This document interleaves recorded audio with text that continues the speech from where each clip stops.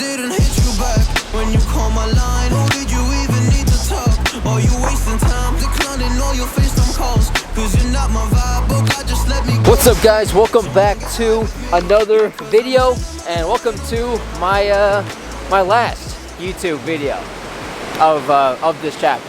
It's not my last video. Come on now. I'll be around for a while. We're at Huntington Beach near Cleveland. Thought I would get out and get some sweet drone shots of the water and of the city skyline all the way down there. But fun fact for you guys, when Skylar first met my mom, and this is 4 years ago at this point, when she first met my mom, she was really nervous, really anxious. She's just naturally like a, like a jittery person. And my mom is the opposite. My mom can sometimes be kind of scary. So I took Skylar to this beach just to decompress and relax before she met my mom. We walked out in this pier over there, and I was asking her, babe, are you ready to meet the notorious Mrs. Quayle? And she was like, I don't really know. Is she gonna like me? Clearly my mom did like her. She does like my mom because I married her like 4 months from now.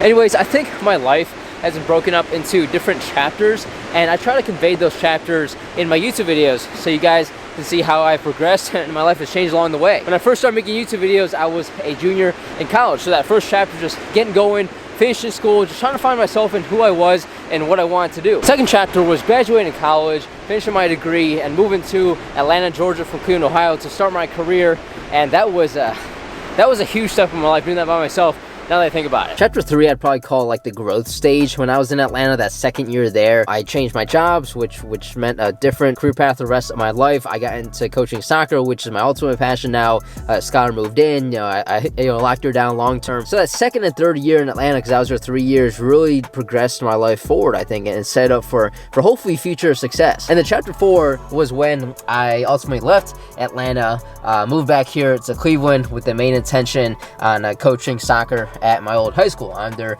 head boys soccer coach, if you follow along. But it wasn't just that. I also was ready to come back and be closer to my family. My parents are here, and the cost of living is a lot cheaper. Like a lot cheaper than Atlanta. When Skylar and I got back to Ohio, we separated. Just in terms of, we were still together, but we were living in 2 different places. I lived with my family here in Cleveland, and she was living with her family like 2 hours away, kind of near Columbus. And the long distance was it was actually opposite of what I thought it would be. It was actually pretty easy to kick things off because we had done long distance before. But recently, over the last 2 or 3 months, it's been really starting to eat at us. Like, we miss each other like crazy. So now we are finally wrapping up this chapter 4, moving into chapter 5. Where we're moving into our new apartment together here in the Cleveland area next week.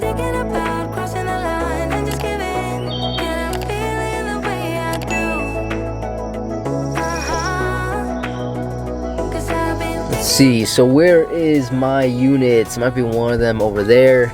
I'm not sure. The thing is, like, we have our unit number, obviously, and I have a map, but this place is pretty large and pretty confusing that I don't know exactly where we're moving into. There's like 8 or 9 buildings a part of this complex. I would ideally like to know where I'm going ahead of time so I can plan the U-Haul truck for unloading everything into the unit, and the nearest staircase that we would need to go up. Fortunately, we're only on the 2nd floor. There's only 3 floors across this whole complex, which is a huge plus because we're used to climbing up like 4 or 5 or 6 flights of stairs because not everything fits in the elevator. Like our last apartment in Atlanta, I don't know if they banned us from using this elevator, but I found out on the move-in day that the one elevator was out of service and the other one was not booked, even though I tried to book it. So we had to go up like 5 or 6 flights of stairs, which the movers at the time charged me extra for. So hopefully moving into this thing is a lot easier. The moment I move in here though next week, I'm gonna confirm front, back, and sideways that I don't need like a parking pass or a parking decal, because I'm looking at all the cars that are parked here and none of them have a decal because I think it's just open parking around here. We do get a 1-car garage, so we'll park ours in, but for any guests, it looks like it is open, but I will confirm that so I do not get booted. All 3 places in Atlanta, I got booted at every single one, and I paid to park there. I assume that's not going to happen here in the suburbs of Cleveland, Ohio, but something that happens to you over and over and over again, at some point you just kind of expect it and you do your best to prevent it.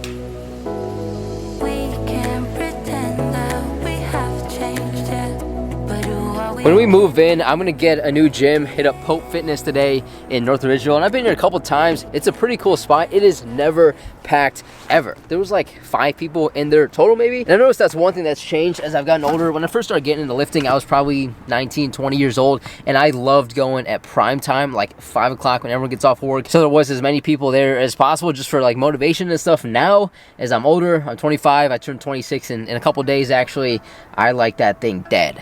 No one there. So I think one thing worth talking about related to this is that it's a recent fact, a recent statistic, that the amount of young adults moving back in with their parents is at an all-time high, given how high cost of housing is, really pretty much how much cost of living has become. And I've been back with my family over the last 7 or 8 months since I moved back from Georgia. I didn't move back for financial reasons, but it has absolutely 1000% helped financially. Like I've built up my savings account more having no housing payment for the first time since I graduated college. I graduated college in May of 2021, and my job in Atlanta that I lined up at the time wanted me to start like 2 or 3 weeks after graduation. So it was literally graduated, started packing a few days later, got on a plane, flew down there, moved in, and just started paying rents immediately. I never had a chance to really bank at all. And this is different from most of the people I know.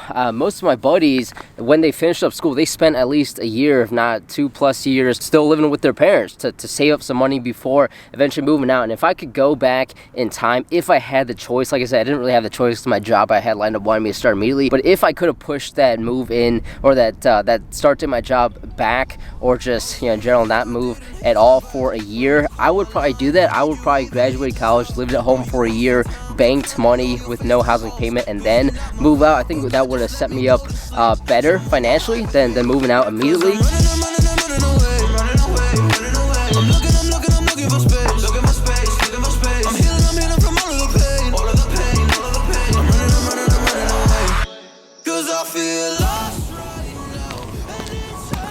Just wrapped up 3 hours of coaching soccer to little kids here at the Westlake Rec Center. I'm starting to feel more of my time when I'm just like sitting around and doing nothing otherwise with coaching soccer to these little kids. I used to coach this age group when I was in Atlanta, anywhere from like as young as 6 up to 12-year-olds, and doing this again is like a refresher of how much you really gotta like dumb down the sport for them to learn it. It's basically like daycare or babysitting, just with a soccer ball. This is also my last video as a 25-year-old. By next week's video, I'll be 26, officially closer to 30 than 20. That's crazy, man. But my main goal for year 26 is to have a fantastic first year of marriage. As you know, I'm getting married to Skylar in a couple months. We're planning a spectacular wedding right now. I'm so excited for it. It'll actually be the first time that our moms meet each other, as crazy as that is. Her mom has met my dad, and actually has my mom met her dad? I don't know, maybe, but our moms had not met each other, which is crazy after 4 years of dating. They just haven't crossed paths. So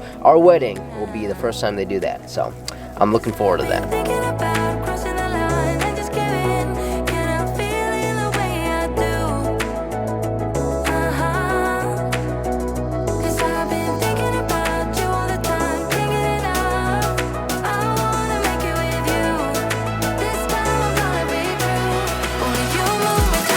My family and I went to Blue Sushi at Crocker Park last night. I'm not a fan of sushi at all. I'm like the only person in my family and my friend group who doesn't eat sushi. And get this, I don't know how to use chopsticks either. I like my standard fork. I get made fun of all the time for not being able to use chopsticks, but what are you gonna do? Like I said, this video wraps up this chapter in my life. If you followed along till now, I appreciate it from the bottom of my heart. I'm very excited to see what comes next as Skylar and I and our dog Ellie move into our next apartment next weekend. I took off 2 days of work, so we have plenty of time to get that done. Nothing ever seems to go to plan perfectly, so hopefully it is smooth and quick and easy. It probably won't be. There's always some hassles in moving. I still got to figure out if I want to take everything out of the storage unit and move into the apartment, or if I want to keep that storage unit to store some of the stuff I don't need in the apartment. That stuff we'll figure out. In the meantime, let's wrap up this one right here, right now. Hope you enjoyed today as much as I did making it. If you did, please drop me a thumbs up. I would really appreciate it. Also, subscribe to my channel if you have not yet, because I drop a new video every single Monday that you do not want to miss. As always, guys, work hard, be nice to people. I'll see you guys next Monday.